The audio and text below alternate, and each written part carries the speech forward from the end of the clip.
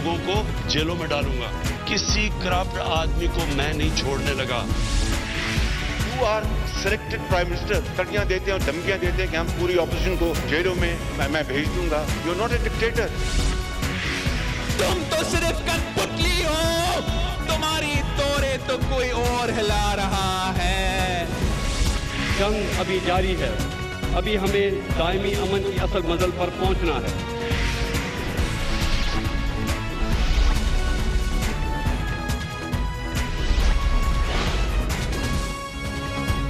आप देख रहे हैं खबरों, तबसरों और तज्जियात पर मबनी पाकिस्तान का सबसे मोतबर न्यूज शो दुनिया, कामरान खान के साथ। अस्सलाम वालेकुम, मैं हूं मसूद रजा। कामरान खान साहब निजी मसरूफियत की वजह से मौजूद नहीं है, लिहाजा प्रोग्राम की मेज़बानी के फ़राइज़ मुझ पर हैं। मुस्लिम लीग नून के सदर और कौमी असम्बली में अपोजिशन लीडर शहबाज शरीफ का ख़ानदान इस वक्त पूरी तरह नैब केसेस की जकड़ में है। शहबाज शरीफ आशियाना केस में ज़मानत पर हैं। नैब के दीगर 3 केसेस में उनके खिलाफ तहक़ीक़ात चल रही हैं। हमजा शहबाज आमदनी से ज़ायद असासों के केस में जुडिशल रिमांड पर जेल में कैद हैं। शहबाज शरीफ के छोटे बेटे सलमान शहबाज और दामाद इमरान अली नैब केसेस की वजह से बैरून मुल्क खुद साख्ता जिला वतन हैं, जबकि उनकी अहलिया नुसरत शहबाज और बेटियों राबिया शहबाज और जवेरिया शहबाज के 95% असासे भी मुबैना मनी लॉन्ड्रिंग से बनने की नैब तहक़ीक़ात कर रहा है। शहबाज शरीफ रमज़ान शुगर मिल केस में आज सुबह अपने बेटे हमजा शहबाज के साथ लाहौर की एहतसाब अदालत में पेश हुए। दोनों बाप बेटे ने कमरा अदालत में एक दूसरे से मुलाकात की, मुसाफा भी किया। इसके बाद दोपहर में शहबाज शरीफ अपने खिलाफ आमदन से ज़ायद असासाजात केस में नैब लाहौर के दफ्तर में भी पेश हुए और बयान रिकॉर्ड कराया। रमज़ान शुगर मिल रेफरेंस की समाअत के दौरान एहतसाब अदालत में शहबाज शरीफ ने कहा कि खताकार तरीन इंसान हूँ, मगर अल्लाह को हाजिर नाजिर जानकर कहता हूँ कि मैंने कभी करप्शन नहीं की। उनका कहना था कि मैंने पब्लिक सर्विस में दिन रात एक किया। नैब मनगढ़ंत झूठे और बेबुनियाद केसेस बनाकर मेरी तस्दीक कर रहा है। शहबाज शरीफ ने कल एक इंटरव्यू में अपने और हमजा शहबाज के खिलाफ केसेस की वजाहत की थी और उन्हें सियासी इंतकाम करार दिया था।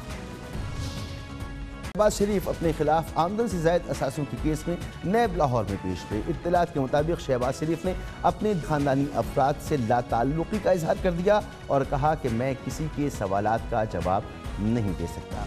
उनका कहना था कि मैंने जो किया उससे मुतालिक सवालात पूछे जाएँ। नैब हुक्काम ने शहबाज शरीफ से इस्तफसार किया कि आपने जो पैसे मुंतकिल किए उनसे मुतालिक पूछा जा रहा है, तो इस पर शहबाज शरीफ ने जवाब दिया कि मैं किसी के पैसों से मुतालिक नहीं जानता, जिसका केस है उसी से पूछा जाए।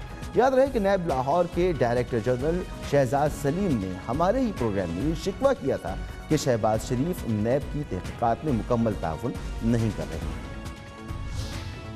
हमने जब शहबाज शरीफ साहब से पूछा कि जब भी नैब में कोई इंक्वायरी होती है तो चूँकि जो भी कोई बंदा मिसयूज़ ऑफ अथॉरिटी करता है वो उसके नतीजे में एसेट्स बनाता है, लिहाजा हमें ये स्टैंडिंग ऑर्डर्स है कि ये इसमें कोई चीज़ हमने ईजाद नहीं की है, हम हर केस में ऐसे करते हैं। उनसे जब हमने पूछा कि अपने एसेट्स की हमें डिटेल्स दें, उन्होंने कहा मेरे पास कोई डिटेल नहीं है। मैंने 1997 में गालबन या क्या उन्होंने नाम बताया कि वो मेरा बेटा सलमान जो है वो करता है, उससे आप पूछ लें। हमने कहा जी उनसे पूछ लेते हैं।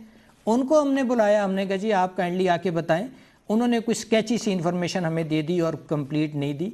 लिहाजा नैब को होलिस्टिकली पूरी फैमिली को, इसलिए हमने हमजा शहबाज साहब को भी बुलाया, सलमान साहब को भी बुलाया। वो मुल्क से बाहर चले गए और इन्होंने शायद प्री अरेस्ट बेल ली है पिछले दिनों शायद। तो अब हमने इनको जुमे को फिर बुलाया, हमने इन्हें फिर कहा कि काइंडली कोऑपरेट करें, हमारे पास आएँ। आपके वालिद साहब ने कहा है कि आप हैं हम सारे एसेट्स के मालिक, तो जो आपको इनहेरिटेंस हुई है वो भी बता दें, जो आपने वैसे बनाए हैं वो भी बता दें, और इनके सब के ज़रा ज़राए बता दें कि बने किन पैसों से थे। तो अभी इसको वो अवॉइड कर रहे हैं बार बार। कभी अब ने अपने शहबाज शरीफ को सॉलिड वेस्ट मैनेजमेंट कंपनी और चौधरी शुगर मिल समेत 3 दीगर केसेस में 12 जुलाई को दोबारा तलब भी कर लिया है। आज जो तफ्तीश हुई शहबाज शरीफ साहब से, इसके हवाले से मज़ीद जानेंगे। हमारे साथ मौजूद हैं हमारे नुमाइंदे हसन रज़ा लाहौर से। बहुत शुक्रिया हसन आपका। हसन, 1.5 घंटे तक तफ्तीश की गई शहबाज शरीफ साहब से, क्या सामने आया, क्या कुछ पूछा गया उनसे? देखिए, आज जब शहबाज शरीफ साहब मुबैना मनी लॉन्ड्रिंग और आमदन से ज़ायद असासा जात में केस में जो है वो नैब की कंबाइंड इन्वेस्टिगेशन टीम के सामने पेश हुए, तो उनको उससे पहले एक सवाल नामा दिया गया था, भिजवाया गया था कि उसके जवाबात साथ लेकर आएँ।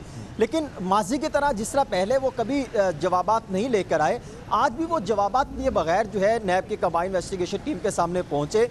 और जब उनसे पूछा गया कि आप ये बताइए कि नुसरत शहबाज जो कि आपकी अहलिया हैं, 11,22,91,703 रुपए 2009 और 10 में आपने उनके अकाउंट में मुंतकिल किए थे और ये टीटी करवाई गई थी, तो उसके आमदन के ज़राए क्या थे और वो किस मकसद के लिए करवाए गए थे और वो क्यों करवाए गए थे, जिस पर उन्होंने ये कहा कि ये आप उन्हीं से पूछ लीजिए, मैं इस पर नहीं बात कर सकता। फिर उन्होंने ये कहा कि आपके जो असासाजात जो आपको इनहेरिटेंस में मिले हैं उसकी तफसीलात बताइए, तो उन्होंने कहा वो मुझे ज़ुबानी याद नहीं है, मैं माजी में दे चुका हूँ। फिर उनसे पूछा गया कि आपने आज तक नहीं रिकॉर्ड जमा करवाया, फिर उन्होंने कहा कि ये मेरे इल्म में नहीं है क्योंकि सलमान शहबाज को बुलाएं, वही जवाबात दे सकेंगे। इसी तरह मुतअद्दिद सवालात जब उनसे किए गए तो आखिर उनका ये भी कहना था कि मैं जो मेरे ख़ानदान है मैं उनसे लातल्लुकी का इजहार इसलिए करता हूँ क्योंकि उनसे रिलेटेड केस है, उन्हीं को बुलाएं, उन्हीं को नोटिस जारी करें और उनसे जवाब मांगे, मैं उनसे रिलेटेड किसी भी जवाब का जो है वो जवाब नहीं दे सकता। उनसे ये कहा गया कि हमजा शहबाज पर भी मुबैना मनी लॉन्ड्रिंग के केस हैं और 2007-2008 में मुख्तलिफ जो है वो पैसे मुंतकिल किए गए। नैब की टीम ने यह भी सवाल किया कि आपने जो नुसरत शहबाज के अकाउंट में पैसे मुंतकिल किए थे, उसी पैसों से जो है वो 96H ब्लॉक माला टाउन में जो है वो घर खरीदा गया और बहुत सारी जो है उसमें खरीदो फरोख्त भी की गई, इसके वाले से आप बताइए। उन्होंने कहा इससे मेरा ताल्लुक नहीं है और ये मैं रिकॉर्ड दे चुका हूं, अगर मजीद जाना है तो हम नुसरत शहबाज साहिबा को नोटिस दे के उनसे जवाबात मांग लें। यानी उन्होंने अपने पर कोई चीज़ नहीं ली और ना ही खुद वाज़ेह जवाब दिया। सवाल कुछ पूछा जाता था, जवाब कुछ देते थे और फिर जब बात 2 दफ़ा गुस्से का भी इजहार किया कि आप ये किन सवालात का मुझसे पूछ रहे हैं। आपको अगर अली इमरान यूसुफ के हवाले से जब सवालात किए गए तो उस पर उन्होंने कुछ नाराज़गी का इजहार किया कि आप उन्हीं से पूछे, मेरा उससे क्या लेना देना। फिर इसी तरह सलमान शहबाज से मुतल्लिक पूछा गया तो उन्होंने कहा आप उनको बुलाएं, तो उन्होंने कहा वो तो पाकिस्तान में नहीं है, तो उन्होंने कहा इसमें मेरा क्या है, आप उनसे पूछिए, अगर आपने उनको पकड़ना है तो उनसे बात करें, मैं इस पर कोई जवाब नहीं दे सकता। खैर 1.5 घंटे तक तहकीकात होती रही लेकिन शहबाज शरीफ साहब किसी एक का भी जवाब तसल्ली बख्श नहीं दे सके, जिसके बाद अब उनको दोबारा तलब किया जा रहा है। शहबाज शरीफ साहब को 12 जुलाई को फिर तलब किया गया। ये मुख्तलिफ केसेस हैं जिनमें उनसे तफ्तीश की जाएगी, तो ये जो मुख्तलिफ केसेस हैं ये हैं किन मराहिल में इस वक्त? देखिए, इसमें 2 केसेस जो है, एक तो ऑलरेडी मुबैना मनी लॉन्ड्रिंग का केस है जिसमें दोबारा इनको जो है तलब किया गया है और दूसरा बहुत बड़ा केस है वो लाहौर वेस्ट मैनेजमेंट कंपनी का है। 2010 में गैर कानूनी तौर पर और ब्यूरोक्रेसी की जो है वो शदीद तहफ़्फ़ुज़ात के बावजूद वज़ीर आला पंजाब ने मंजूरी दी थी कि लाहौर की सफाई के लिए जो है वो अलग से जो है कंपनी बना दी जाए और पाकिस्तान की बजाय गैर ममालिक जो दीगर ममालिक से ताल्लुक़ रखती हैं कंपनियों को उनको ठेका दिया गया और वो भी ठेका बहुत ज़्यादा रेट पर दिया गया। तकरीबन 50 अरब रुपए से ज़ायद का जो है ये मुबैना करप्शन का स्कैंडल सामने है। इसके हवाले से तहकीकात की गई, मुतअद्दिद अफराद को गिरफ्तार भी किया गया। अब शहबाज शरीफ को इसके हवाले से तलब भी किया गया था, उस वक्त भी जवाबात तसल्लीबख्श नहीं दे सके थे। अब इनको इसी केस में दोबारा तलब किया गया है। और दूसरा केस है चौधरी शुगर मिल्स, क्योंकि उस हवाले से मरियम नवाज जो है वो भी इसमें शेयर होल्डर है, शहबाज शरीफ भी शेयर होल्डर रहे। उसमें भी जो है टीटी के हवाले से अकाउंट से कुछ पैसे जो है मनी लॉन्ड्रिंग में जो है इस्तेमाल किए गए हैं, उस हवाले से तहकीकात की जाएंगी। क्योंकि शहबाज शरीफ 3 केसेस हैं जिन पर अब 12 जुलाई को उनको तलब किया गया है, नोटिस भिजवा दिया गया है। लेकिन लाहौर वेस्ट मैनेजमेंट कंपनी का स्कैंडल जो है वो इससे भी बड़ा है। उसमें भी बहुत सारे इल्ज़ामात लगते हैं कि सफाई करनी थी, सफाई नहीं की गई, लाहौर में मजीद गर्दो गुबार जो है वो इजाफा हुआ, सफाई का जो है वो नाकिस इंतजाम किए गए, ठेके महंगे दिए गए, अरबों रुपए के ठेके दिए गए, लेकिन सफाई फिर नहीं की गई। एनर्जी बनानी थी, वेस्ट टू एनर्जी, उस पर प्रोजेक्ट पे काम नहीं किया गया। इस तरह के बहुत सारे इल्ज़ामात हैं जिस पर अब दोबारा उनके जवाब यकीनन दिया जाएगा, मांगा जाएगा शहबाज शरीफ साहब से। ये फरमाएं कि मुश्ताक चीनी हों, शाहिद शफीक हों या दीगर मुलजिमान जिसमें से कुछ मादा वाफ गवाह भी बन गए, इनके जो इंकिशाफात हैं वो क्या रोल प्ले कर रहे हैं इन केसेस में? देखिए, मुश्ताक चीनी ने तो वाज़े बता दिया कि मैं जो है इनके जो पैसे थे वो किस तरह आगे मुंतकिल करता था, किस तरह जो है वो एच ब्लॉक मॉलर टाउन में वहाँ पे ऑफिस में सलमान शहबाज के अकाउंट में किस तरह वहाँ पे जो है पैसे वहाँ पे रखे जाते थे, किस तरह आगे मनी चेंजर्स का जो है वो काम इस्तेमाल करते थे। उनसे जब उन्हीं से रिलेटेड भी हमजा शहबाज से भी सवालात पूछे गए तो उन्होंने जवाबात देने की बजाय अपनी कोई दूसरी कहानी सुनाते रहे कि हमारे दौर में ये तरक्याती काम हुए, हमने ये काम किए, मेरा इससे कोई लेना देना नहीं। ये सबसे बड़ी वजह है कि ये जो है जो सवालात पूछे जाते हैं उससे मुतमिन नहीं कर पाते, जिसकी वजह से इनके लिए जो है मुश्किलात में इजाफा हो रहा है। मुश्ताक चीनी हो, दीगर अफराद हो, कासिम कयूम हो, उन्होंने बहुत सारे जो है वो इल्ज़ामात आयद किए थे कि इनसे बाकायदा हमें पैसे दिए जाते थे, हमारे अकाउंट इस्तेमाल होते थे। इसी तरह जो है भल्ले वाले के भी किस तरह के मामला सामने आ रहे हैं जिसकी वाले से तहकीकात की जा रही हैं। उससे पहले पापड़ वाले एक शख्स था जिसके वाले से तहकीकात की गई थी। इसी तरह जो है वो शालमी से ताल्लुक़ रखने वाले एक ताजर भी है जिसके वाले से अलग से तहकीकात की जा रही हैं कि उन्होंने भी शायद कहीं ना कहीं मनी लॉन्ड्रिंग में इनका अकाउंट इस्तेमाल किया गया है। अब जो इनके इंकशाफात हैं वो भी इनसे सवालात पूछे जाते हैं। आज भी उनसे कई सवालात पूछे गए, हमजा शहबाज शरीफ से भी पूछे गए, इनके ख़ानदान से भी पूछे जा रहे हैं, लेकिन वो जवाबात नहीं दे रहे। लेकिन वो सबूत जो है वो रेफरेंस के तौर पे इस्तेमाल, रेफरेंस में जो है सबूतों के तौर पे इस्तेमाल किए जाएं। बहुत बहुत शुक्रिया आपका हसन रजा। ये सूरत हाल है। प्रोग्राम को आगे बढ़ाएंगे, एक ब्रेक की तरफ जाना है और ब्रेक के बाद बात करेंगे। बहुत देर की मेहरबान आते आते मगर सिंध हुकूमत ने सर जोड़ दिया। कराची की तमाम ही सियासी जमातों को बिठाया, APC की और कराची के मसाइल का हल निकालने की जुस्तजू की। साथ ही साथ एक अच्छी खबर ये भी आई कि ADB यानी एशियन डेवलपमेंट बैंक ने कराची में BRT मंसूबे के लिए लोन अप्रूव कर दिया है जिसकी मालियत $235 मिलियन है। बात करेंगे एक ब्रेक के बाद। 70% टैक्स देने वाले शहर कराची के तमाम मेगा प्रोजेक्ट्स बरसों से खटाई में पड़े हुए हैं। पब्लिक ट्रांसपोर्ट से तरसते, नलकों में पानी से महरूम, कूड़े के ढेरों और टूटी फूटी सड़कों के सताए कराची वालों का एहसास महरूमी बढ़ता जा रहा है। दरअसल कराची से वोट न मिलने पर पीपल्स पार्टी की सिंध हुकूमत को इस शहर की जरा बराबर परवाह नहीं रही और इस शहर के मैंडेट के दावेदार तहरीक इंसाफ और MQM ने भी शहरियों की उम्मीदों पर पानी फेर दिया है। आज भी वज़ीर आला सिंध सैयद मुराद अली शाह की सदारत में कराची के मसाइल के हल के लिए ऑल पार्टीज कॉन्फ्रेंस हुई, मगर ज़बानी जमा खर्च के बाद बिला नतीजा ये कॉन्फ्रेंस ख़त्म हो गई।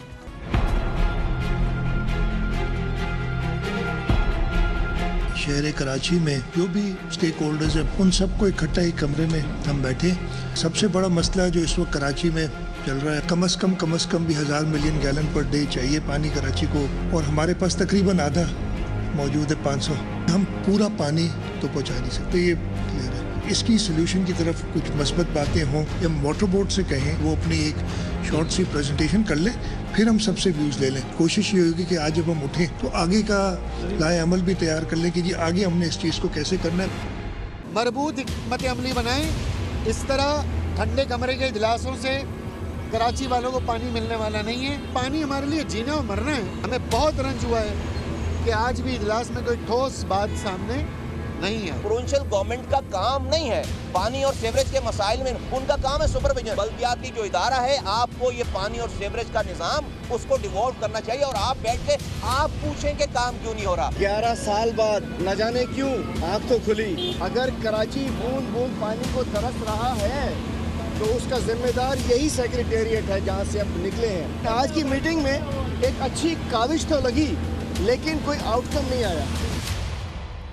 आपको एक ओवरऑल जो सिचुएशन है कराची की, अगर उसका एक हम सरसरी सा जायजा दें तो मुल्क के सबसे बड़े शहर में पब्लिक ट्रांसपोर्ट का यह हाल है कि लोग खस्ता हाल बसों में लटक कर या इनकी छतों पर बैठकर सफ़र करने पर मजबूर हैं। लेकिन मायूसी के इस अंधेरे में एक उम्मीद की किरण अब जागी है। कल एशियाई तरक्याती बैंक ने कराची की BRT के लिए $23 करोड़ 50 लाख कर्जे की मंजूरी दी है।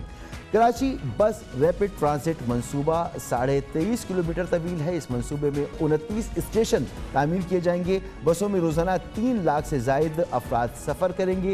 ये मंसूबा कराची में ट्रैफिक की सूरत हाल बेहतर करने में मददगार साबित होगा। इससे फ़िज़ाई आलूदगी भी कम करने में मदद मिलेगी, जबकि कर्जे की रकम से कराची के ज़राए नक़ल व हमल के दीगर मेयारात को भी बेहतर बनाया जाएगा।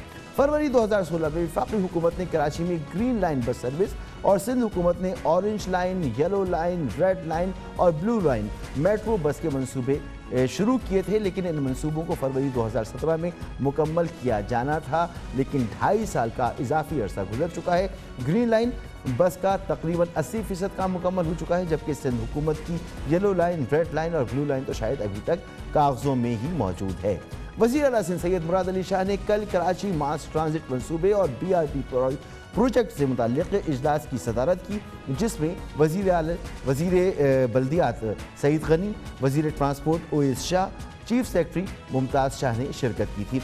इत्तलात ये हैं कि वज़ीर आला सिंध मुराद अली शाह को ये बताया गया कि ग्रीन लाइन बस मंसूबे की तोसी के लिए अगर अंडरपास टनल बनता है तो 2.1 अरब रुपए इजाफी खर्चा आएगा, जिस पर वज़ीर आला ने ग्रीन लाइन बस का नुमाइश से जामा क्लाथ तक का रूट अंडरपास या फ्लाई ओवर के बजाय एम ए जिन्ना रोड पर बनाने का फैसला किया और हिदायत की कि BRT में दीगर सड़कों का एम ए जिन्ना रोड से मुंसलिक होना ज़रूरी है। तशवीशनाक बात है कि वर्ल्ड बैंक ने अपनी हालिया रिपोर्ट में कराची को पब्लिक ट्रांसपोर्ट, पानी की फराहमी, सेहत व सफाई के नाक़िस मेयार की वजह से रिहाइश के लिए दुनिया के 10 बदतरीन शहरों की फहरिस्त में शामिल किया था और बताया था कि कराची के 45 शहरियों के लिए बस में 1 सीट मुयस्सर है। ये बड़ी परेशान कुन सूरत हाल है कराची वालों के लिए। पूरे पाकिस्तान का ताल्लुक़ कराची से बनता है, क्योंकि पूरे पाकिस्तान से ही लोग कराची में आते भी हैं, तो सब के लिए तशवीश की बात है। इस सूरत हाल में आज जो कोशिश की गई और अब जो एशियन डेवलपमेंट बैंक से लोन मिला है, इसके बाद BRT की तामीर, इस पर हम बात करेंगे। हमारे साथ मौजूद हैं मेयर कराची जनाब वसीम अख्तर साहब। वसीम अख्तर साहब, बहुत बहुत शुक्रिया वक्त देने के लिए। हमारी कोशिश तो ये थी कि पीपल्स पार्टी से भी आज मौक़िफ़ हमारे सामने मौजूद होता। 11 साल बाद ये कोशिश की गई कि आप सब मिल बैठें और कराची के मसाइल का हल निकालें, मगर कोई हल नहीं निकला।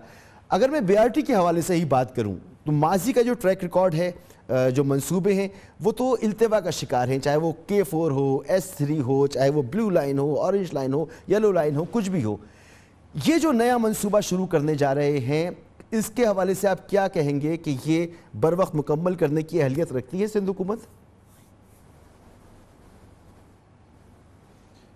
देखिए, माजी में भी इस किस्म की ऑफ़र्स और कन्फर्मेशंस आई हैं, अगर जिस लोन की आप बात कर रहे हो, मगर प्रॉब्लम जो है वो हमारा इन हाउस, अगर हम अपने घर को बेहतर कर लें, जो सिस्टम हमारा चल रहा है, मेरे पास बहुत सारी मिसालें हैं देने को। एशियन डेवलपमेंट बैंक हो, वर्ल्ड बैंक हो, अगर उनसे अलग में बात की जाए तो they are reluctant to work with Sindh government,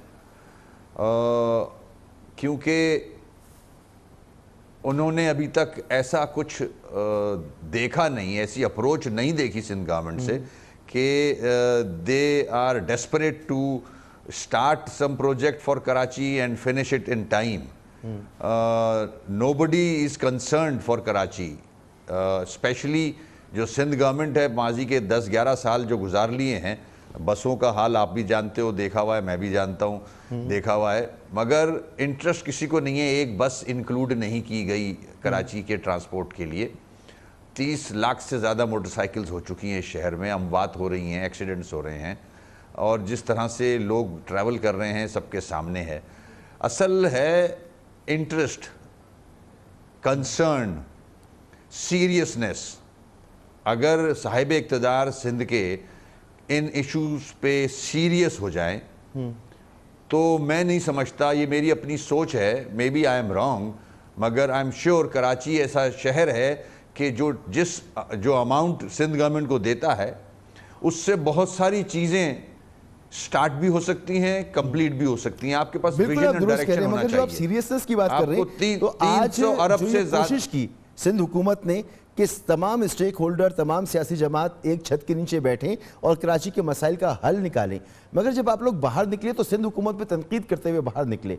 तो कराची का शायद मेन मसला सियासी मसला है, इंतजामी मसले से ज़्यादा। तो आप लोग भी तो सब साथ चलने को तैयार नहीं हैं। देखें, विल होनी चाहिए। मुझे यकीन नहीं है कि सिंध गवर्नमेंट की कोई विल है, कोई सोच है, कोई कोशिश है। मैं फिर वहीं आऊँगा, 11 साल गुजर गए, लाड़काना में कुछ नहीं हुआ, सेवन में कुछ नहीं हुआ, कराची में तो वोट भी नहीं पड़ता, वो कैसे होगा। जब हम बाहर निकले तो मेरी सोच ये थी, जो सजेशन मैंने देनी थी एज अ मेयर कराची, मैंने अपने पॉइंट्स दे दिए उस मीटिंग में, मगर ये इश्यूज़ इस तरह रिजॉल्व नहीं होते हैं। इसमें एक्सपर्ट्स लोग बैठे और डिसीजन मेकर्स बैठे।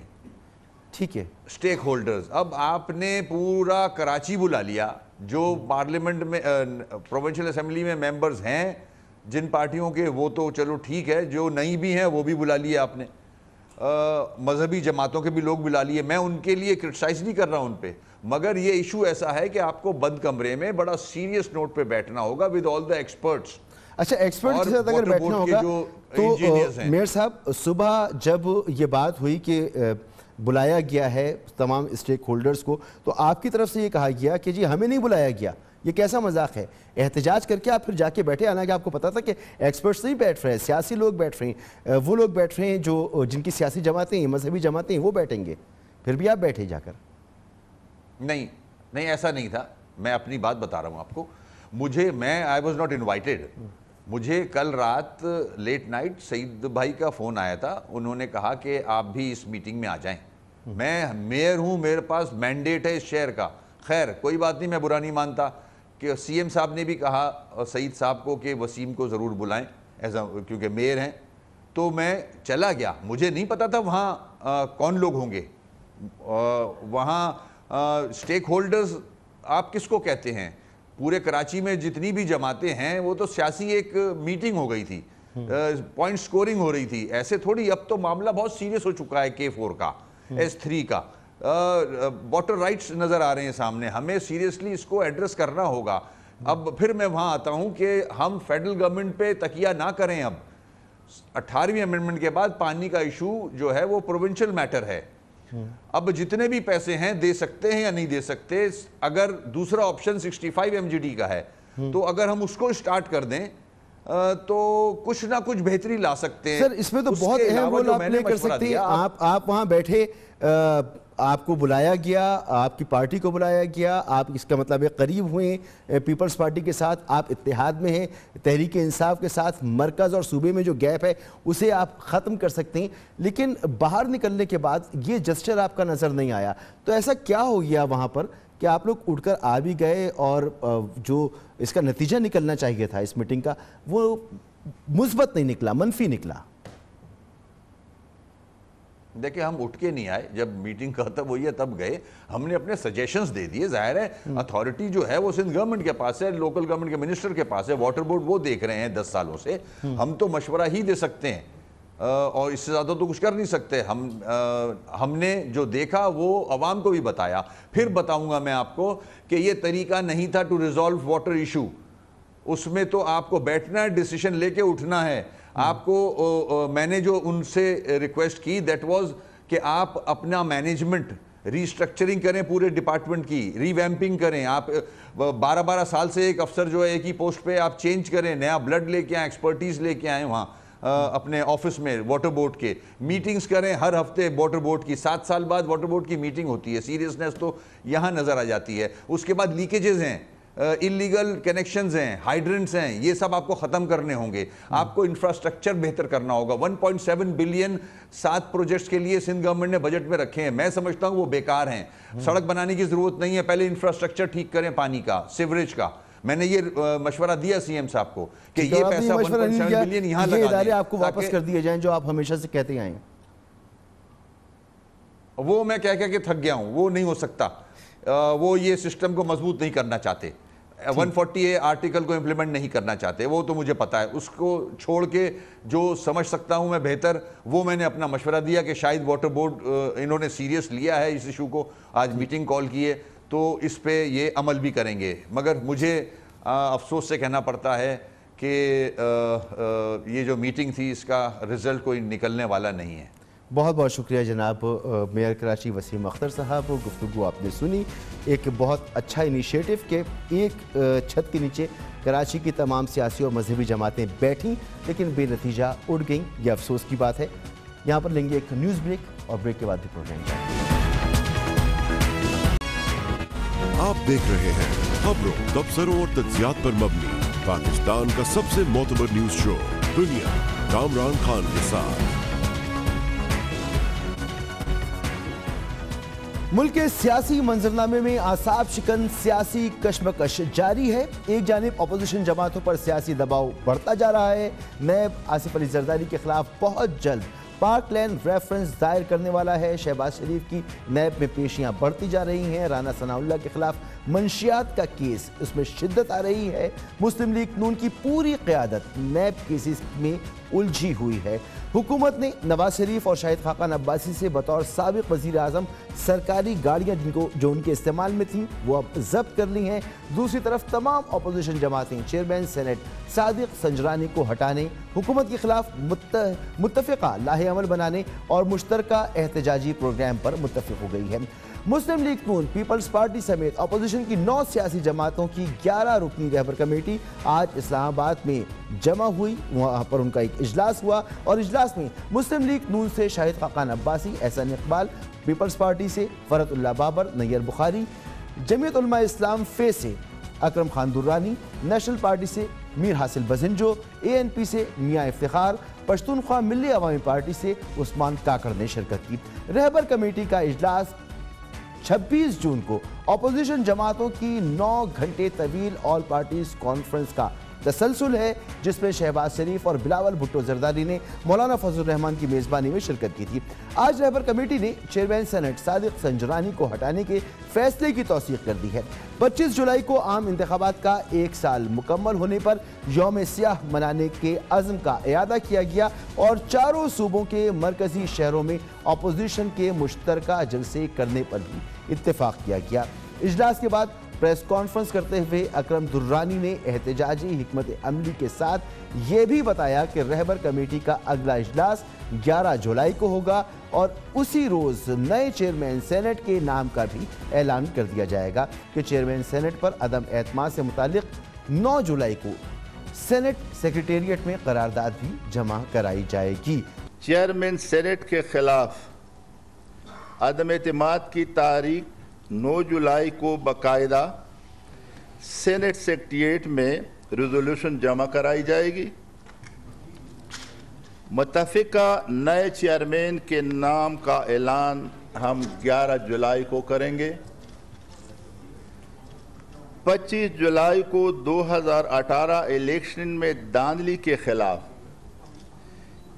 जिसके नतीजे में महंगाई, बेरोजगारी बढ़ी, पेशावर में यौम सियाह, जलसाम में जिसमें रहबर कमेटी के मेंबरान शिरकत करेंगे।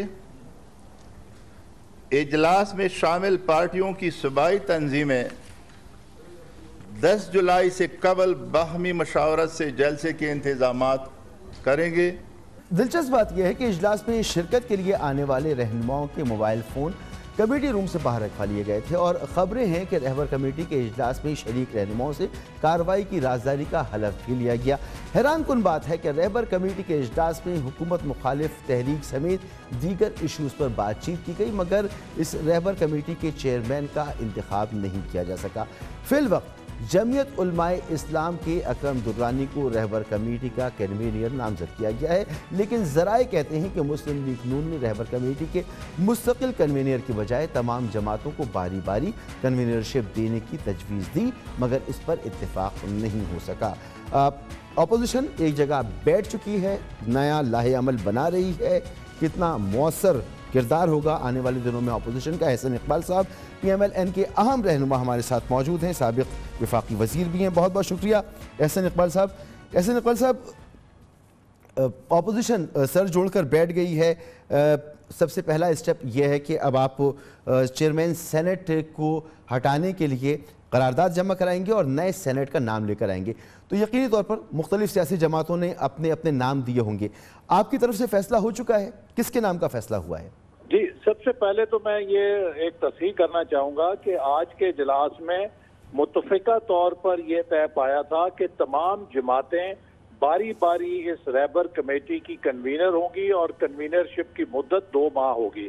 तो अकरम दुरानी साहब पहले कन्वीनर हुए हैं और 2 माह की मुद्दत मुकर्रर होने के बाद दूसरी जमात से कन्वीनर लिया जाएगा। लिहाजा इस तरह हम एक इज्तिमाई शराकत जो है उसे यकीनी बनाना चाहते हैं। सेनेट के चेयरमैन के लिए जो तहरीक अदम एतमाद है, जैसे आपने बताया, 9 तारीख को जमा कराई जाएगी इंशाल्लाह, और सब जमातों ने अपनी क़यादत से मुशावरत का वक्त लिया है और इंशाल्लाह 2 दिन के बाद 9 के 11 जुलाई को जो हमारा अगला इजलास होगा उसमें हम इत्तेफाक राय के साथ अपने नए सेनेट चेयरमैन के उम्मीदवार का ऐलान कर देंगे।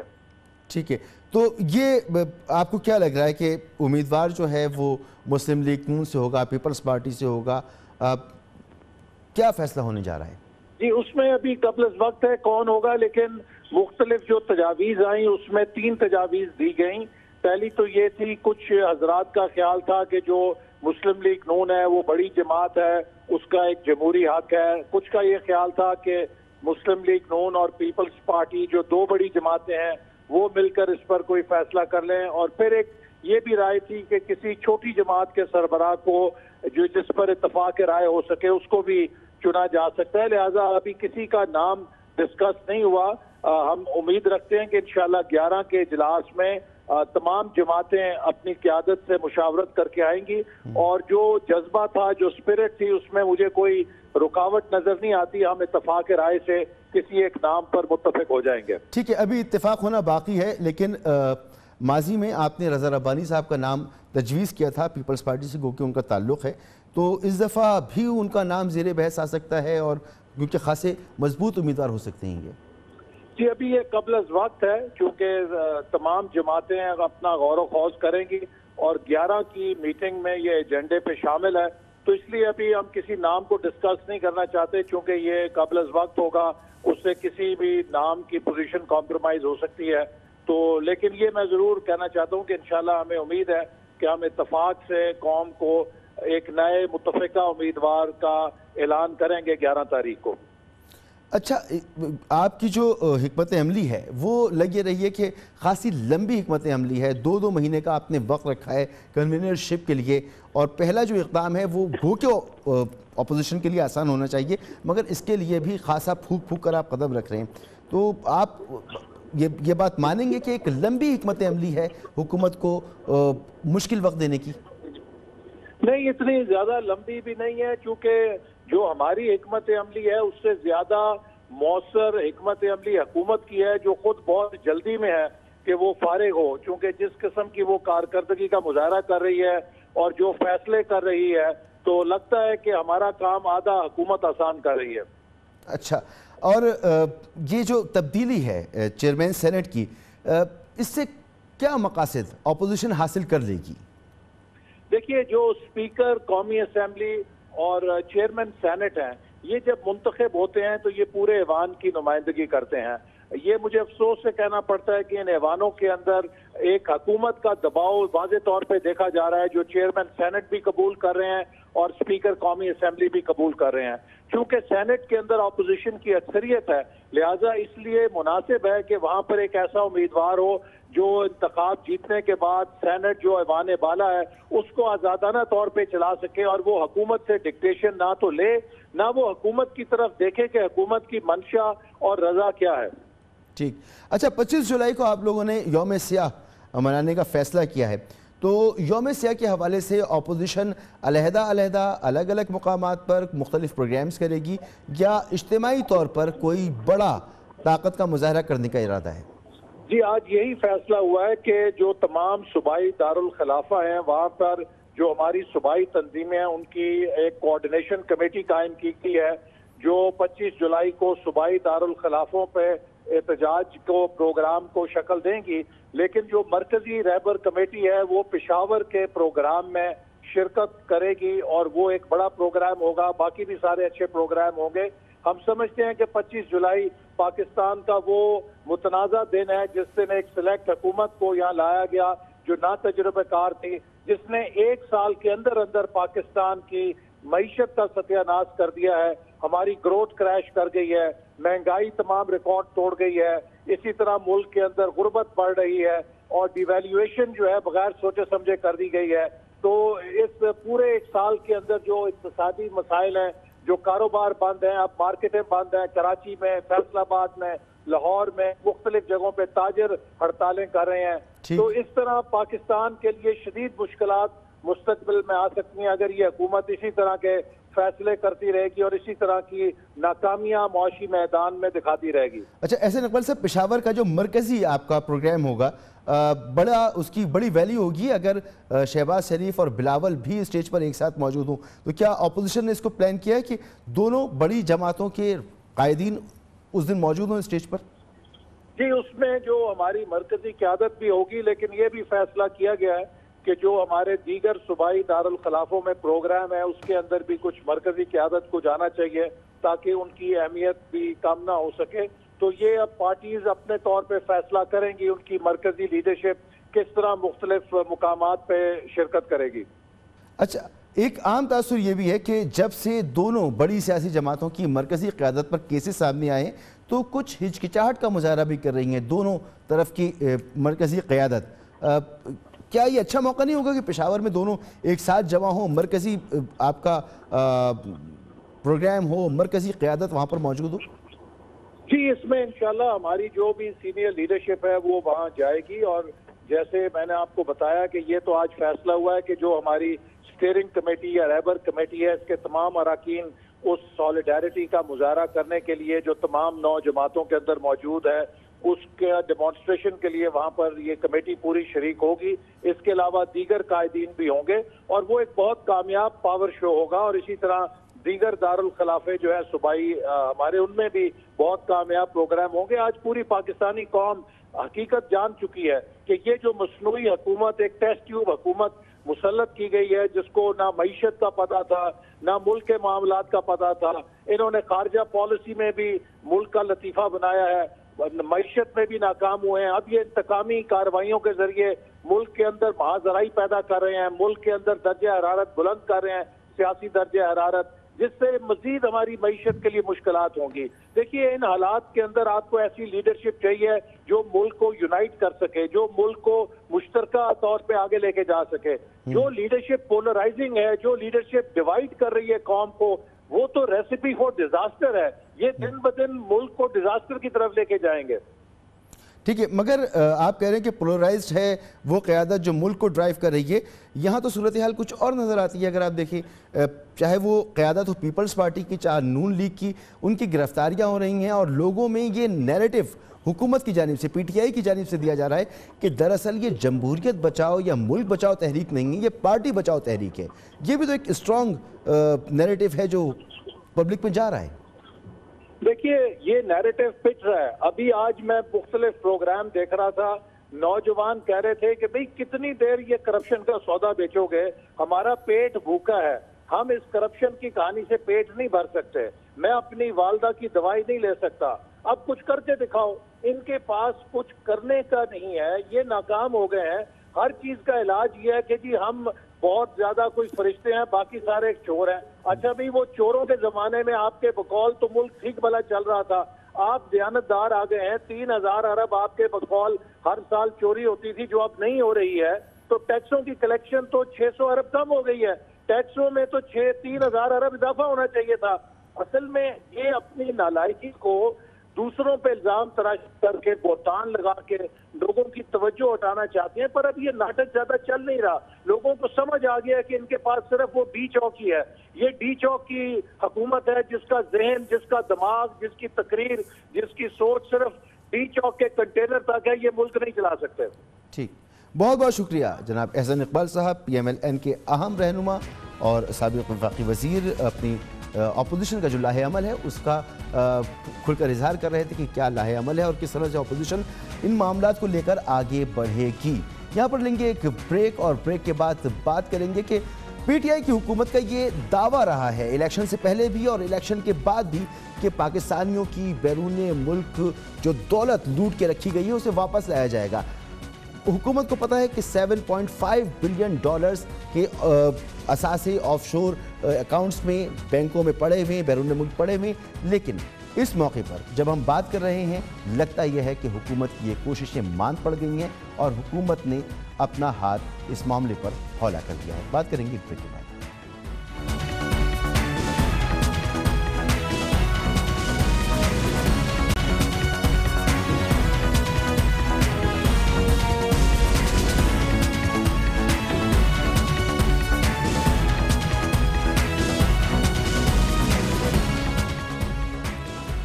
एमनेस्टी स्कीम के नतीजे में टैक्स फाइलर्स की तादाद 20 लाख से तजावुज कर जाने और बड़ी तादाद में लोगों के दस्तावेजी मईशत में शमूलियत इख्तियार करने और IMF के साथ मुआहदे के बाद हुकूमत का सबसे बड़ा चैलेंज 5,550 अरब रुपए टैक्स की वसूली को मुमकिन बनाना है।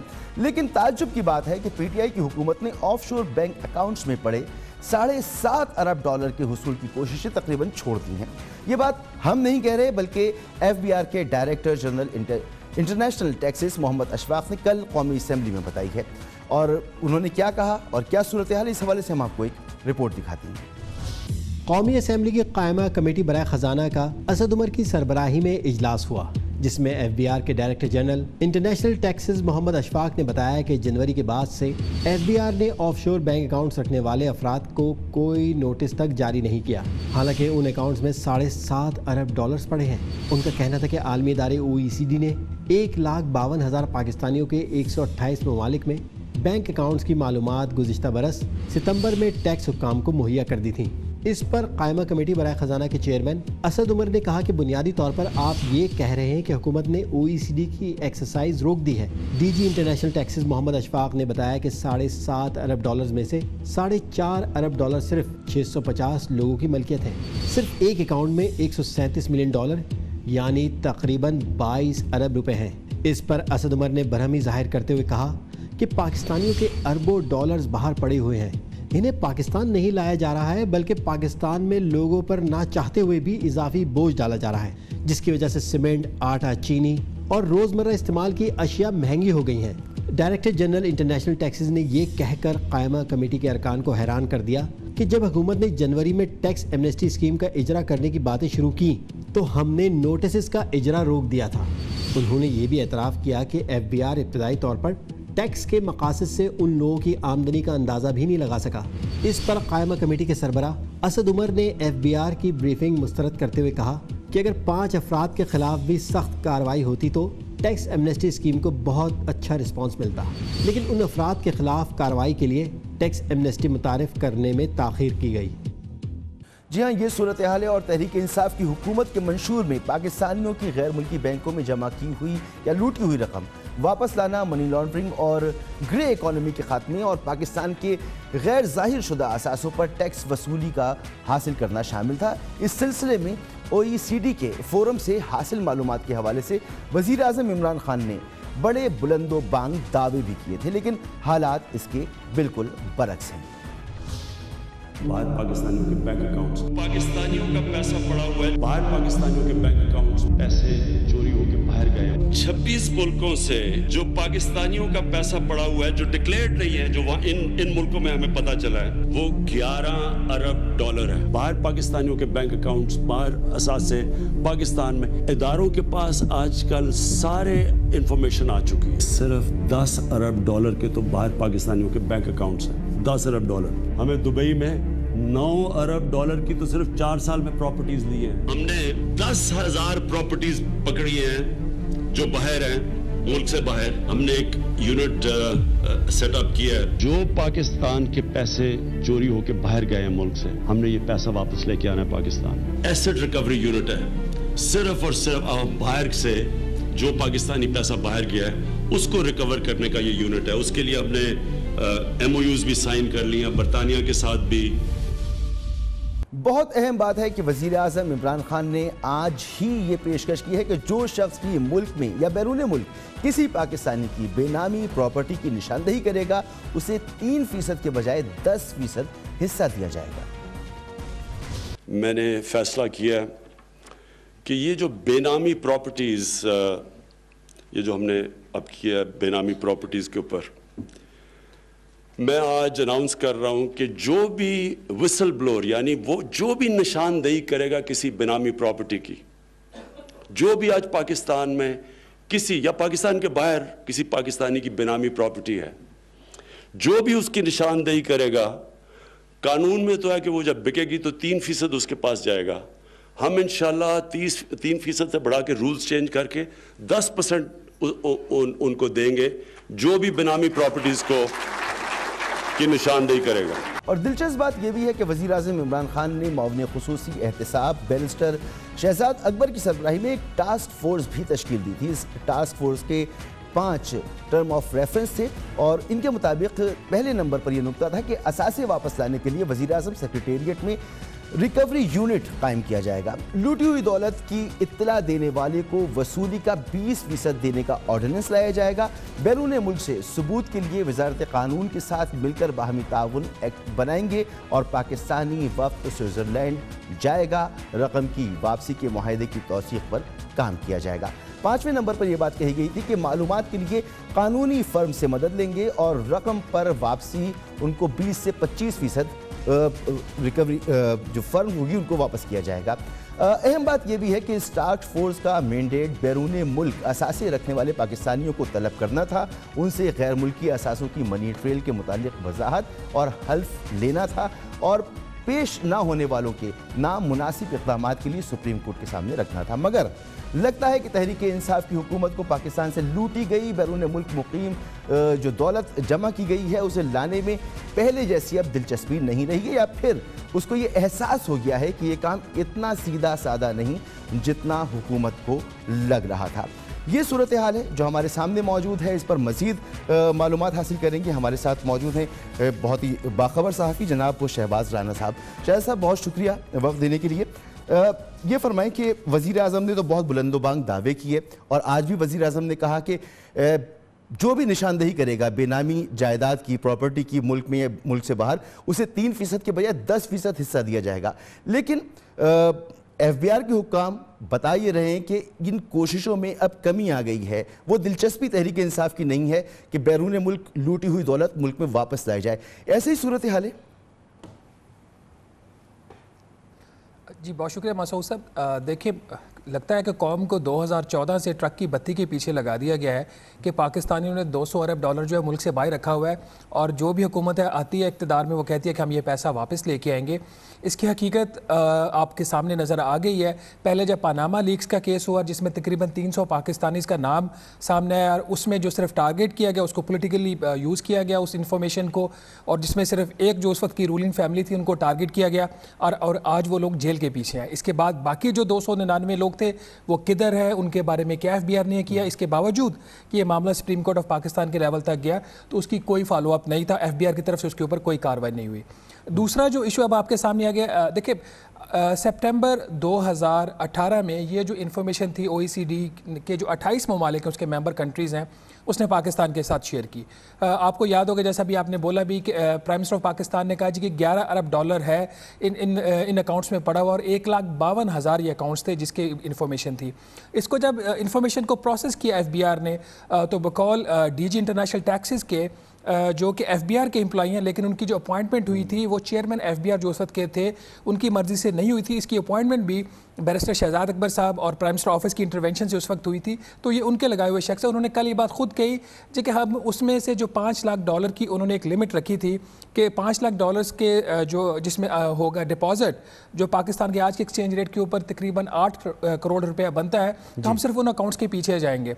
उनके बकौल 650 अफराद थे और उस 650 अफराद में भी उनका ये कहना था कि हम 50% से ज़्यादा लोगों को आइडेंटिफाई नहीं कर सके।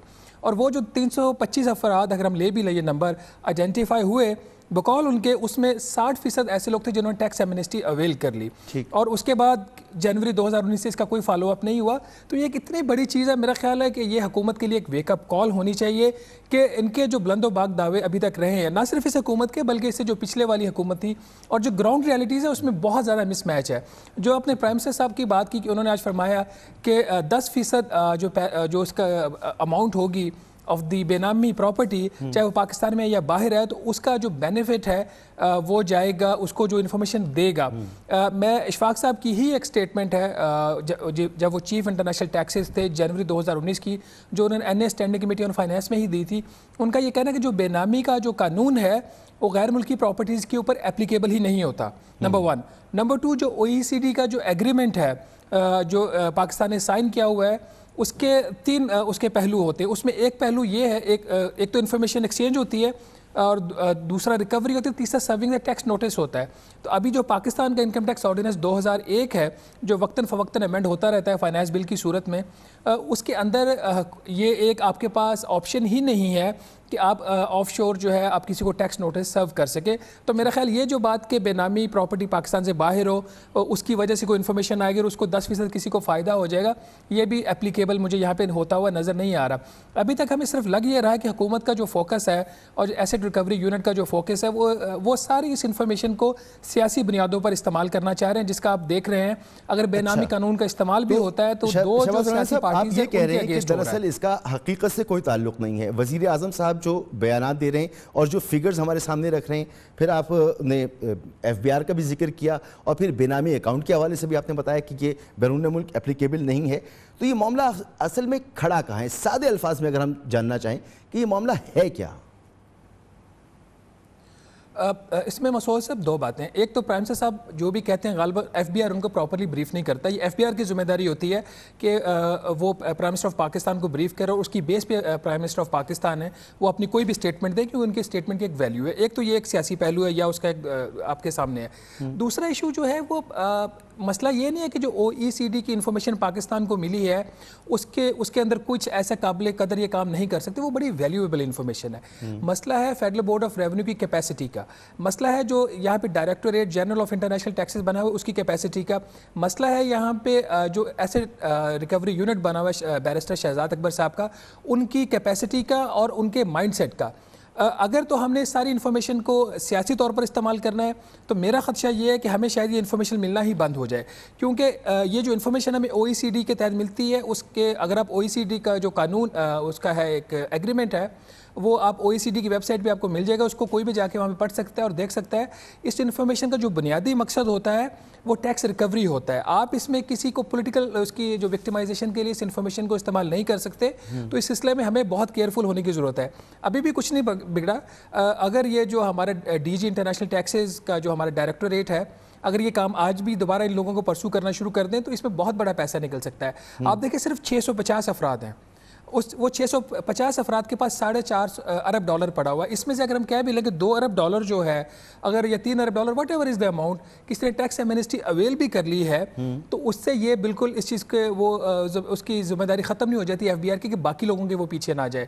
اور یہ کہنا کہ جنوری 2019 میں حکومت نے ٹیکس ایمنسٹی دینے پہ غور شروع کر دیا تھا تو ہم نے نوٹسز بھیجنا بند کر دیا, یہ میرا خیال یہ مناسب بات اس لیے نہیں ہے کہ جو ٹیکس ایمنسٹی ہے وہ تو یہ 12 مئی 2019 کو, تو یہ 4 ماہ یہ کس وجہ سے بیٹھے رہے؟ کیا ٹیکس ایمنسٹی کا نفاذ ہو گیا تھا یا اس کے پیچھے کوئی اور وجہ تھی؟ اس کو بھی دیکھنے کی ضرورت ہے. اچھا, تو آپ یہ فرما رہے ہیں کہ یہ جو پاکستانیوں کا ایک بہت بڑا خواب بھی تھا اور عمران خان صاحب نے یہ امید دلائی تھی کہ بیرون ملک جو لوٹی ہوئی پاکستان کی دولت ہے وہ واپس لائے گی, یہ بہت ہی کٹھن مرحلہ ہوگا اور اس میں دیر پہلے ہی لگا دی گئی ہے, مزید دیر نہیں لگائی جا سکتی. ہم جانتے ہیں کہ سوئس بینکوں میں جو پاکستانیوں کا پیسہ پڑا تھا اس میں سے بہت سا پیسہ وہاں سے نکال لیا گیا ہے. کچھ 33% لوگ ہیں جنہوں نے وہاں سے اپنا پیسہ شفٹ کر دیا ہے.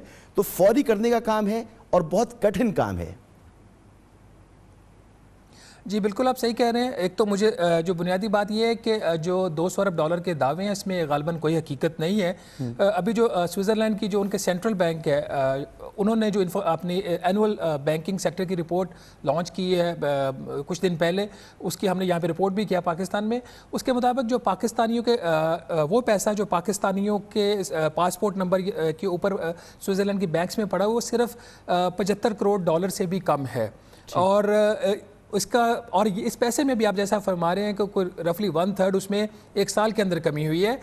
یہ ان کی جو ہسٹری ہے جب سے وہ ٹریس کر رہے ہیں سنس 1996 غالباً, تب سے یہ سب سے کم ترین سطح ہے پاکستانیوں نے جو پیسہ وہاں پہ رکھا ہوا ہے. ایک تو یہ چیز, اس کا مطلب یہ ہے کہ پیسہ وہاں سے گریجولی شفٹ ہو رہا ہے, پرانے اکاؤنٹس بند ہو رہے ہیں اور نئے اکاؤنٹس کھل رہے ہیں. اور ہمارے جو لوگ ہیں ٹیکس ڈپارٹمنٹ کے وہ اس قابل نہیں ہیں کہ وہ ان کو ٹریس کر سکیں. یہ اس کے باوجود ہے کہ یونائٹڈ کنگڈم کی جو ٹیکس ان کی جو سروس ہے وہ ٹیکنیکل سپورٹ فراہم کری ہے فیڈرل بورڈ آف ریونیو کو, اور اس کے اوپر جو ان کے پریڈیسیسر تھے اشفاق صاحب کے محمد اقبال صاحب, انہوں نے اس کے اوپر کافی کام بھی کیا ہوا تھا اور وہاں پہ ٹیکنیکل ایکسچینجز بھی ہوئے تھے اور کچھ لوگوں کی ٹریننگ بھی ہوئی تھی. اس کے باوجود یہ معاملہ آگے بڑھتا ہوا نظر نہیں آ رہا. مجھے غالباً اس میں خدشہ یہ ہے کہ حکومت بہت زیادہ سنگل فوکسڈ ہو گئی ہے اور اس ساری انفارمیشن کو سیاسی مقاصد کی بجائے ان کو دیکھنا چاہیے کہ اس میں ملک کا کتنا فائدہ ہو سکتا ہے. یہ چھوٹی رقم نہیں ہے.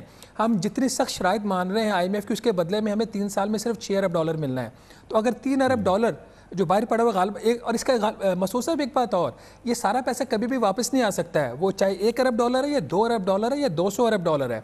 इसके ऊपर जो टैक्स आपने अवेड किया हुआ है वो टैक्स एवेजन की हद तक आपको बेनिफिट मिलता है। तो ये एक लोगों को ये कहना कि $200 अरब है, मुल्क से बाहर पड़ा हुआ है, उसको हम वापस लाएंगे और $100 अरब दुनिया के मुंह पे मारेंगे और $100 अरब अवाम में लौटा देंगे, इसका इस तरह के बयानात का हकीकत से कभी भी ताल्लुक नहीं रहा। बहुत ही दिलचस्प सूरत हाल है जो आप भी बयान कर रहे हैं। ज़रा सा हट कर एक सवाल आपसे पूछना चाहूँगा कि 3000 अरब रुपए की टैक्स एमनेस्टी के ज़रिए हुकूमत को रिकॉर्ड इसमें सक्सेस मिली है और तकरीबन 1 लाख लोग टैक्स नेट में आए हैं। तो हुकूमत को अपनी आमदन के हवाले से जो मसाइल का सामना है, ये टैक्स एमनेस्टी इसमें क्या रोल प्ले करेगी? देखें, जैसा कि आपको पता है कि जब ये स्कीम लॉन्च हुई मई में, तो उसका जो पहले महीने का जो रिस्पांस था वो कोई अच्छा नहीं था, सिर्फ 250 अफराद इस स्कीम में आए थे। लेकिन इस स्कीम ने सडनली ये पिक हुई है। प्राइम मिनिस्टर ऑफ पाकिस्तान ने इसमें पर्सनल इंटरेस्ट लिया, जो चेयरमैन FBR है शब्बर जैदी साहब, वो नेशनल मेन स्ट्रीम मीडिया के ऊपर गए और उन्होंने उसकी कैंपेन किया और उसका इंतहाई कामयाब उसके नतीजे में आपने देखा है तकरीबन 1,30,000 अफराद जो है उन्होंने स्कीम को अवेल किया है, और जिसकी वजह से जिसके नतीजे में जो FBR को टैक्स रेवेन्यू मिला है वो 55 अरब है। आल्दो ये रकम कम है, लेकिन 1 लाख जो इसकी जो अहमियत है स्कीम की, 2 तरीके से बहुत ज़रूरी इसको देखने की ज़रूरत है। नंबर 1, 1,30,000 में से तकरीबन 1 लाख अफराद ऐसे हैं जो इससे पहले टैक्स नेट के अंदर नहीं थे, उन्होंने रिटर्न फाइल किए हैं और वो सिस्टम के अंदर आ गए। नंबर 2, माजी की जो स्कीम थी PMLN वाली, उसके अंदर टैक्स रिटर्न फाइल करना ज़रूरी नहीं था, लोग रजिस्टर्ड हुए, उन्होंने अपनी स्कीम से फ़ायदा उठाया और वो निकल गए। अब जो 1 लाख अफराद FBR के सिस्टम के अंदर आ गए हैं, अब FBR को चाहिए कि इन 1 लाख अफराद को यहाँ पे बात ख़त्म ना करें। उन लोगों ने टैक्स एमनेस्टी अवेल कर लिया, बिल्कुल ठीक है, उनको बिल्कुल तंग नहीं किया जा सकता, उनको प्राइवेसी, उनकी सीक्रेसी, हर तरह उनकी प्रोटेक्शन है उसमें।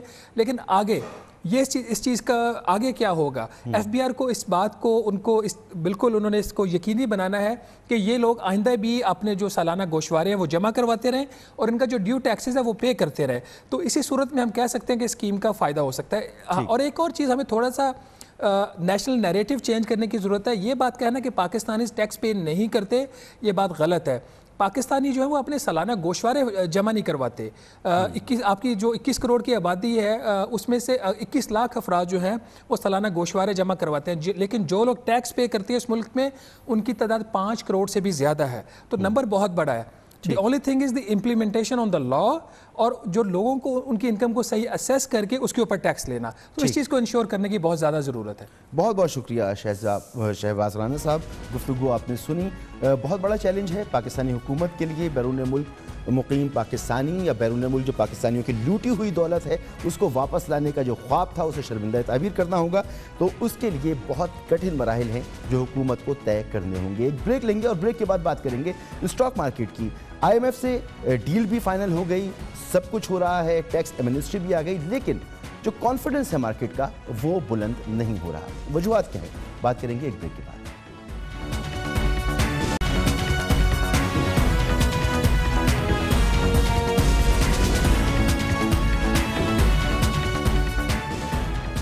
लग रहा है कि IMF के प्रोग्राम या फिर मईशत को दस्तावेजी बनाने के हुकूमती इक़दामात को स्टॉक मार्केट ने मुस्तरद कर दिया है। हुकूमती इक़दामात पर मार्केट को एतमाद नहीं आ रहा है, गैर यकीनी की कैफियत बरकरार है। IMF से $6 अरब का प्रोग्राम मंजूर हो जाने और मुस्तक़बिल में दीगर आलमी मालियाती इदारों से $38 अरब के मज़ीद कर्ज़ों की इत्तलात के बावजूद शेयर बाजार को रोज़ बरोज़ शदीद धचके लग रहे हैं। पाकिस्तानी स्टॉक मार्केट में आज और कल के 2 ट्रेडिंग सेशन में इंडेक्स 605 पॉइंट्स की मंदी का शिकार रहा। ये रिकॉर्ड की गई मंदी और मार्केट 2% गिर गई और इंडेक्स 34,190 पॉइंट्स की सतह पर आ गया।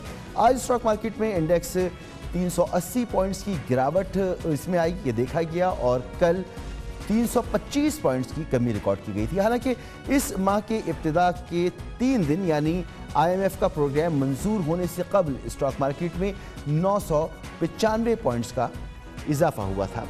मार्केट में 3% तेजी आई थी, लेकिन एक बार फिर कारोबारी रुझान और कारोबारी माहौल हिचकोले खा रहा है। خبریں ہیں کہ حکومت کی جانب سے ٹیکس قوانین پر سختی سے عمل درآمد کے آغاز کے ساتھ سیکیورٹی ایکسچینج کمیشن کے حکام کو فیکٹریوں، کارخانوں اور صنعتوں پر چھاپے مارنے کی اجازت ملنے کے بعد شیئر بازار میں سرمایہ کار گھبراہٹ کا شکار ہیں۔ ٹیکسٹائل، سیمنٹ، اسٹیل، آٹوموبیل اور اضافی ٹیکس کی وجہ سے ان صنعتوں میں تالہ بندی اور ہڑتالیں جو ہو رہی ہیں، ان سے بھی اس سیکٹر کے سرمایہ کار ہچکچاہٹ کا شکار ہو گئے ہیں۔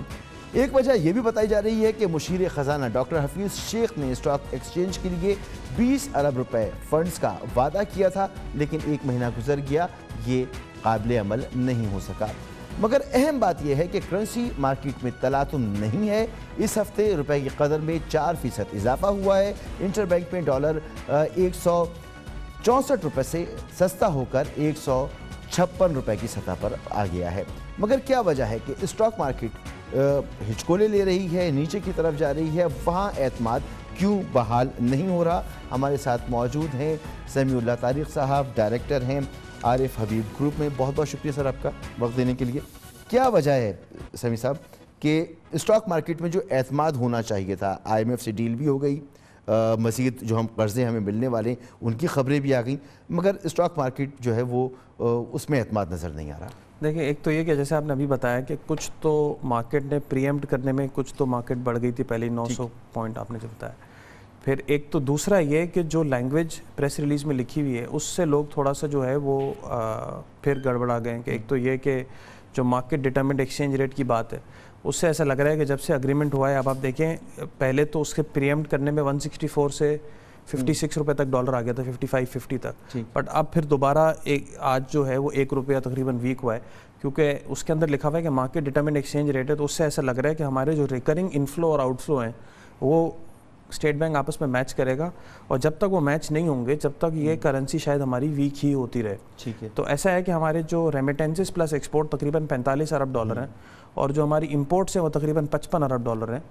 تو اگر ہم یہ سمجھتے ہیں کہ ہمارے اگر کرنسی ویک ہونے سے اور فردر ویک ہونے سے اگر ہمارے یہ ایکسپورٹ پلس ریمیٹنسز میں تقریباً 15% کا اضافہ ہو جاتا ہے اور امپورٹس میں تقریباً 10% کی کمی ہو جاتی ہے، تو ہم کافی حد تک بیلنس آؤٹ ہو جائیں گے انٹر بینک مارکیٹ میں ایوری ایئر، اور ہمارا جو ڈیٹ جو بڑھ رہا تھا اس کی بڑھنے کی سپیڈ کافی کم ہو جائے گی۔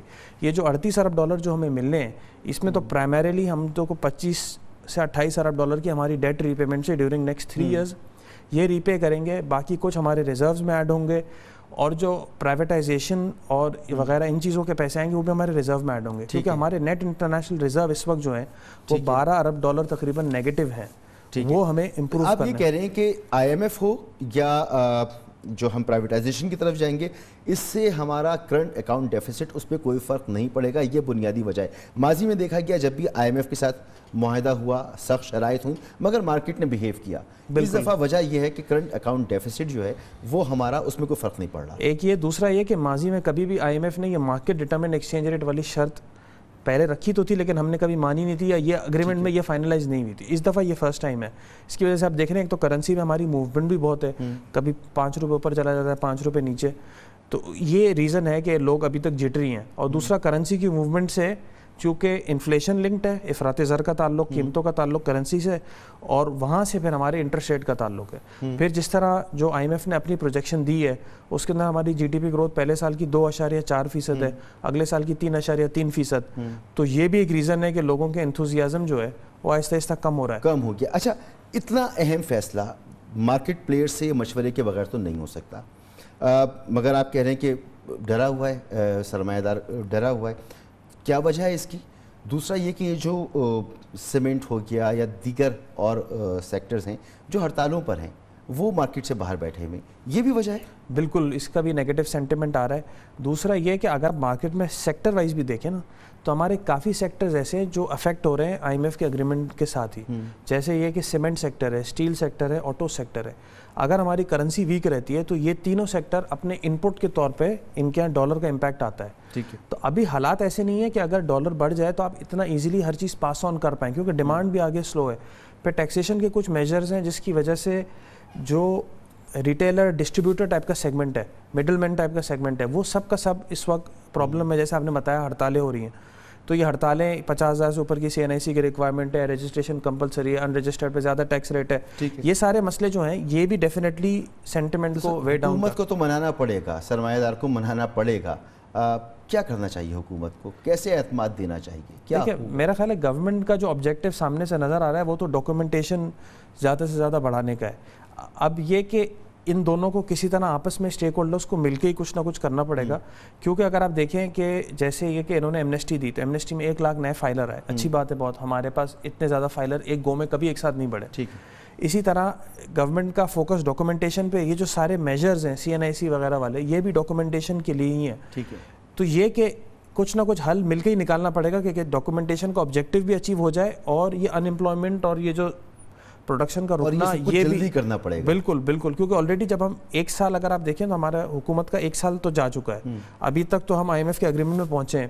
اب یہ کہ اس کو ایگزیکیوٹ بھی تو کرنا ہے نا, ایگزیکیوٹ یہ کرنا ہے کہ آپ نے ٹیکس کا بجٹ کا ٹارگٹ اتنا بڑا لیا ہوا ہے وہ لینا ہے, پھر آپ نے جو صرف ریونیو نہیں, آپ نے کاسٹ کو بھی کنٹرول کرنا ہے, یعنی جو پبلک سیکٹر انٹرپرائزز میں جو نقصانات ہو رہے ہیں اس کے اوپر توجہ دینی ہے جہاں پہ ابھی تک توجہ صحیح طرح نہیں پہنچی. یعنی یہ کہ پاکستان اسٹیل کا نقصان ختم کرنا ہے یا اس کو پرائیویٹائز کرنا ہے, ڈسٹریبیوشن کمپنیز کے نقصانات ختم کرنے, نیشنل ہائی وے اتھارٹی کا نقصان, یہ ساری چیزیں بھی تو کنٹرول کرنی ہے. تو آپ نے ایونچولی ساری چیزیں کنٹرول کرنی. IMF سے اگریمنٹ تو ایک پارٹ ہے جس سے آپ کی بیلنس آف پیمنٹ کی انسرٹنٹی ختم ہوئی ہے, لیکن ابھی کام بہت باقی ہے, تو وہ سارے کام بھی تو ہوتے ہوئے نظر آئیں گے. آپ بار بار کرنٹ اکاؤنٹ ڈیفیسٹ کی طرف اشارہ کر رہے ہیں, مگر یہ بھی بتائیے کہ حفیظ شیخ صاحب نے جو 20 ارب روپے مارکیٹ میں انجیکٹ کرنے کا وعدہ کیا تھا, اگر وہ کر دیتے ہیں تو کیا بالکل مارکیٹ میں استحکام آئے گا؟ بالکل کافی فرق پڑے گا. لاسٹ ٹائم 2009 میں جب ایسا ایک فنڈ آیا تھا SEF اور ایمرجنگ مارکیٹ اپرچونٹیز فنڈ, اس سے جو جن سٹاکس میں انہوں نے انویسٹ کیا تھا اوور آل مارکیٹ میں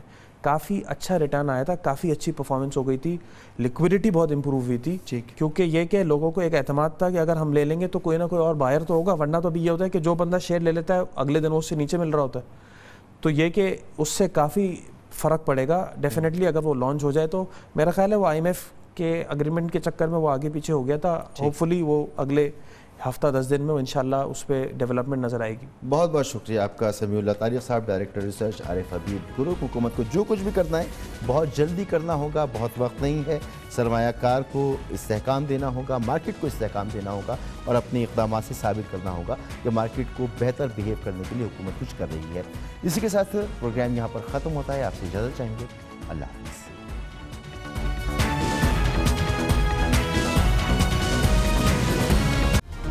Hi, it's Sayyeda Shanaz here. Thank you for watching Dunya News. For more videos and updates, don't forget to click the subscribe button. Keep watching Dunya News.